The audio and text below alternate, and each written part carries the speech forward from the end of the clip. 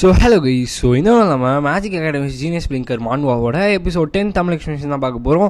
வீடியோவில் போகிறதுக்கு முன்னாடி யாரெல்லாம் லைக் பண்ண பார்த்துருக்கீங்க, லைக் பண்ணிட்டு நம்ம சேனலில் வந்து சப்ஸ்கிரைப் பண்ண பார்த்துருக்கீங்களா, சப்ஸ்கிரைப் பண்ணிட்டு பாருங்கள். ஓகே கைஸ், ஒரு பசமாக ஸ்ட்ரைட்டாக வீடியோக்குள்ளே வந்து போயிடலாம். அதுக்கு முன்னாடி ஒரே ஒரு ரெக்வஸ்ட், கிட்டத்தட்ட 1000 பேர் மேலே பார்க்குறீங்க, லைக்கை மட்டும் ஒரு 200 லைக் தான் வருது. சீக்கிரமாக அந்த லைக் பட்டனை மட்டும் எல்லாம் தட்டி விட்டு இந்த வீடியோக்கு ஒரு 500 லைக்காச்சும் கொடுங்க. அப்போ தான் எனக்கு ஒரு கொஞ்சம் மோட்டிவேஷனாக இருக்கும். அதை மட்டும் பண்ணிடுங்க. ஓகே, ஒரு பசமாக ஸ்ட்ரைட்டாக வீடியோக்குள்ளே வந்து போயிடலாம். நம்ம கடைசியாக பார்த்த எபிசோடில் நம்மளோட ஹீரோ வந்து பார்த்திங்கன்னா ஒரு புக்கை தேடி வந்திருப்பான் இல்லையா.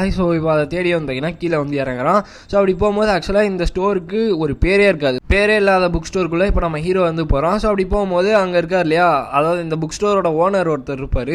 அவர் வந்து எப்படிப்பட்டவர்னா, அதாவது தூங்குற மாதிரியே நடிச்சிட்டு இருப்பார். பட் ஆனால் வந்து பார்த்திங்கன்னா கஸ்டமர்ஸ் என்ன பண்ணுறாங்கன்றதை அப்படியே நோட் பண்ணிட்டே இருப்பார்.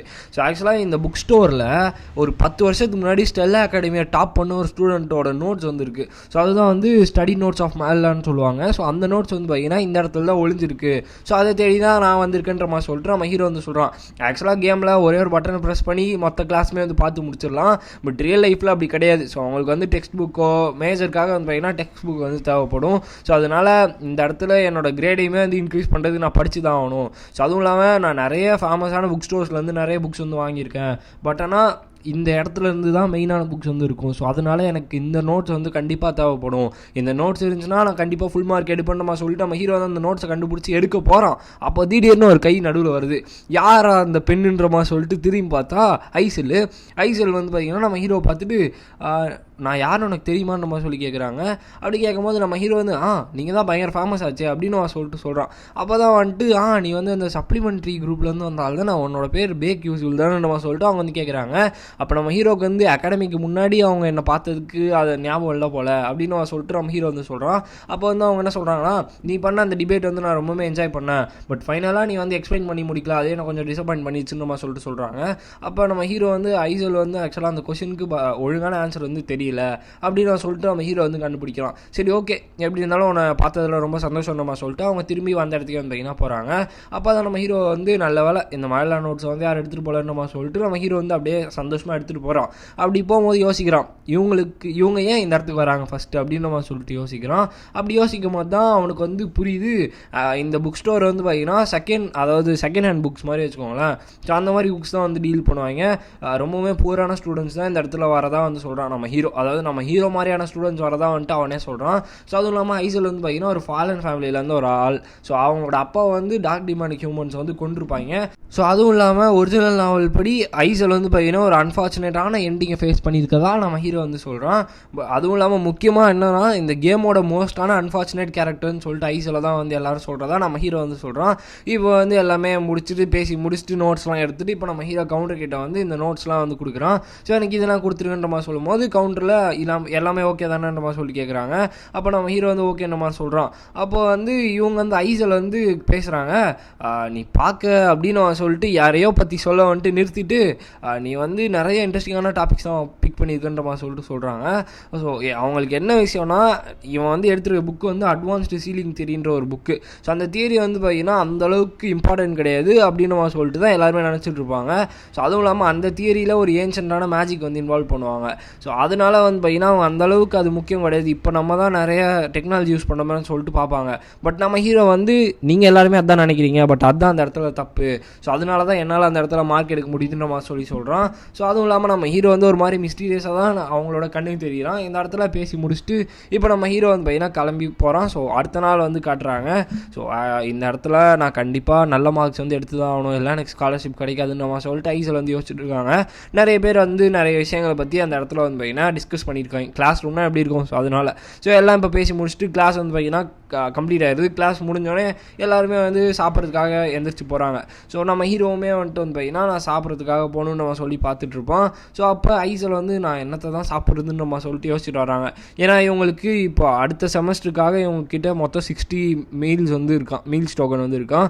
அதனால் நான் கண்டிப்பாக பார்த்து தான் யூஸ் பண்ணோம், நான் மேபி இன்றைக்கி ப்ரெட்டை மட்டும் வாங்கி சாப்பிட்டுக்கிறேன் அப்படின்னு சொல்லிட்டு ஒரு மாதிரி பரிதாபமாக அவங்க நிலமை வந்துருக்கு. இப்போ திரும்பி பார்க்குறாங்க, ஒரு கிளாஸ் வந்து போயிட்டுருக்கு. அந்த இடத்துல நம்மளால் வந்து பார்த்தீங்கன்னா உட்காந்துருக்கான். பேக் யூஸ்ஃபுல் சாரி ஒரே ஒரு தப்பு பண்ணிட்டு அந்த இடத்துல நம்ம ஹீரோ வந்து சாப்பிட போயிருக்க மாட்டான். நம்ம ஹீரோ வந்து பார்த்திங்கன்னா ஒரு கிளாஸ் வந்து அட்டன் பண்ணிகிட்டு இருப்பான். ஸோ அந்த இடத்துல நம்ம ஹீரோவை பார்த்துட்டு பேக் யூஸ்ஃபுல் அதுன்ற மாதிரி சொல்லிட்டு பார்க்குறாங்க. அப்படி பார்க்கும்போது அந்த இடத்துல நிறைய ஸ்டூடெண்ட்ஸ் வந்து பார்த்திங்கன்னா இருக்காங்க. ஸோ அவங்களோட கிரேட்ஸ்லாம் அந்தளவுக்கு லைக் கிரேட்டாக இருக்காது, அந்தளவுக்கு கிரேட்ஸ் வந்து இதுவாக இருக்காது. ஸோ அதனால் அந்த கிளாஸ் வந்து அட்டன் பண்ணிகிட்டு இருக்காங்க. அப்போ நம்ம ஹீரோ வந்து ஏன் இங்கே இது என்ன பண்ணுறான்ற மாதிரி சொல்லி பார்க்கும்போது அங்கே நிறைய ஸ்டூடெண்ட்ஸ் வந்து இருக்கதையும் வந்து இவங்க வந்து நோட் பண்ணுறாங்க. ஸோ மேபி இந்த எல்லா விஷயத்தையும் வந்து அவன் பிளான் பண்ணி தான் நடத்திட்டு இருக்கானோ, அவனுக்கு வந்து எதை படித்தா எப்படி மார்க் எடுக்க முடியும் எல்லா விஷயமும் தெரியும் போல், அவன் கண்டிப்பாக பையனாக பிளான் பண்ணுறான் போலன்னு நம்ம சொல்லிட்டு அவங்க வந்து யோசிச்சுட்டு இல்லை அதுக்கெலாம் வாய்ப்பு இல்லை, அவன் வந்து அந்தளவுக்குலாம் யோசிக்க மாட்டான் தான் நினைக்கிறேன், இது கண்டிப்பாக கோஇன்சிடென்ஸ் தான் நம்ம சொல்லிட்டு போகிறாங்க. இப்போ ஒரு சார் வந்து பார்த்திங்கன்னா ஒரு கிளாஸ் வந்து நடத்திட்டு இருக்காரு, அதாவது ஆரிஜின் ஆஃப் மேஜிக்ன்ற பற்றி ஒரு கிளாஸு. ஸோ இந்த கிளாஸில் அவர் என்ன சொல்லுவார்னா, மேஜ் இன் ஒயிட்னு சொல்லிட்டு ஒருத்தவங்க வந்திருப்பாங்களாம், அதாவது ஃபவுண்டிங் மேஜ். ஸோ அவங்க வந்து இந்த உலகம் ஃபுல்லாக வந்து மேஜிக்கை ஸ்ப்ரெட் பண்ணுன்னு சொல்லிட்டு ஹியூமன்ஸுக்கு மட்டும் இல்லாமல் மற்ற எல்லா ஸ்பீஷிஸ்க்கும், அதாவது எல்ஸுக்கு போயிட்டு வந்து பார்த்திங்கன்னா nature class magic, and then டுவார்ஸ்க்கு போயிட்டு மேட்டர் மேஜிக்கு, அதுக்கப்புறமா ஹியூமன்ஸுக்கு எலமெண்டல் மேஜிக். ஸோ இந்த மாதிரி எல்லாருக்குமே வந்து மேஜிக்ஸ் வந்து சொல்லி கொடுத்தாங்க. அதுக்கப்புறமா அவர் வந்து பார்த்திங்கன்னா ஹெவனுக்கு வந்து போயிட்டு தான் வந்து சொல்கிறாங்க. நம்ம ஹீரோ வந்து ஐயோ இதெல்லாம் நான் திருப்பி கற்றுக்கணுமா, இந்த 3 வருஷம் நான் இப்படியே போகுமான்ற மாதிரி சொல்லிட்டு யோசிக்கிறான். ஏன்னா லைக் இந்த வயசில் எனக்கு இந்த அளவுக்கு ஒரு டாஸ்க் வந்து கொடுப்பீங்களாடான்றப்பா சொல்லிட்டு யோசிக்கிறான். அதுவும் இல்லாமல் அவன் இன்னொரு விஷயம் வந்து சொல்கிறான், இந்த லெக்சர்லாம் வந்து உண்மையாக எனக்கு ரொம்ப முக்கியமான ஒரு லெக்சர்ஸ் தான். ரீசன் என்னன்னா, எனக்கான அந்த ட்ரூ எண்டிங் இருக்கு இல்லையா, அதுக்கான க்ளூஸ் வந்து இந்த லெசன்ஸ்லேருந்து எனக்கு வந்து கிடைக்கிறதுக்கான வாய்ப்பு இருக்குது. அதுவும் இல்லாமல் ஐசலே அந்த கிளாஸில் உட்காந்துருக்கான்ற மாதிரி சொல்லிட்டு நம்ம ஹீரோ வந்து பார்க்குறான். ஏன்னா மெயின் கேரக்டர்ஸ் வந்து பார்த்திங்கன்னா இந்த மாதிரி கிளாஸில் உட்காந்து பார்த்தா தான் அவனுக்கு வந்து எந்த ஞாபகமும் இல்லை. ஸோ இப்போ கிளாஸ் அப்படியே கண்டினியூ பண்ணுறாங்க. ஹியூமன்ஸோட க்யூரியாசிட்டி அப்படியே நிற்காமல் மற்றவங்ககிட்டையும் போய் வந்து மேஜிக்ஸை வந்து கற்றுக்க ஆரம்பித்தாங்க. ஸோ மற்ற ஸ்பீசிஸ் கிட்ட அப்படியும் போய் அவங்களுக்கு வந்து பார்த்திங்கன்னா முடியல. ஸோ அவங்களுக்கான க்யூரியாசிட்டி வந்து நிற்கவே இல்லை. ஸோ அப்போ தான் ஃபவுண்டிங் மேஜ் வந்து 12 டிவைன் மூன்ஸுக்கு வந்து விட்டு அப்படியே அவர் மறந்து போயிட்டாருன்ற மாதிரி சொல்கிறாங்க. ஸோ அவங்க யாருக்கா 12 டிவைன் மூன்ஸ் பற்றி தெரியுமான்னு கேட்கும்போது ஐசல் வந்து சொல்கிறாங்க, அவங்களாம் வந்து கார்டியன்ஸ் மாதிரி, அவங்க தான் இந்த கான்டினென்ட்டோட பவரோட பேலன்ஸை வந்து மெயின்டைன் பண்ணுறாங்கன்ற மாதிரி சொல்கிறாங்க. அவங்களாம் வந்து 1000 வருஷத்துக்கு முன்னாடியே வந்து அவங்களோட டியூட்டிஸை வந்து கேரி பண்ணி அப்படியே ஸ்கேட்டர் ஆன மாதிரி வந்து பார்த்திங்கன்னா அவங்க வந்து சொல்கிறாங்க. அப்போ இந்த ப்ரொஃபஸருமே ஆமாம் இதெல்லாம் தான் உண்மை. ஸோ ஆக்சுவலாக டிவைன் மூன் வந்து பார்த்திங்கன்னா சம்மர் டிவைன் இது பண்ணுற மாதிரி ஒரு மூணு வந்துருக்காமா, அதாவது சம்மரை டினோட் பண்ணுற மாதிரி ஒரு மூணு இருக்குது. ஸோ அதுக்கு பேர் தான் 6th moon of red summer. So அதை நீங்கள் வந்து பார்த்திங்கன்னா இன்னுமே வந்து பார்த்திங்கன்னா அந்த ஃப்ளேம்ஸை வந்து அழியாமல் இன்னும் எழிஞ்சிட்ருக்கு. ஸோ அதை வந்து நீங்கள் டீப் சி ஆஃப் அலமேங்காக்கு போனீங்கன்னா பார்க்கலாம் அப்படின்னு அவர் சொல்லிட்டு சொல்கிறாங்க.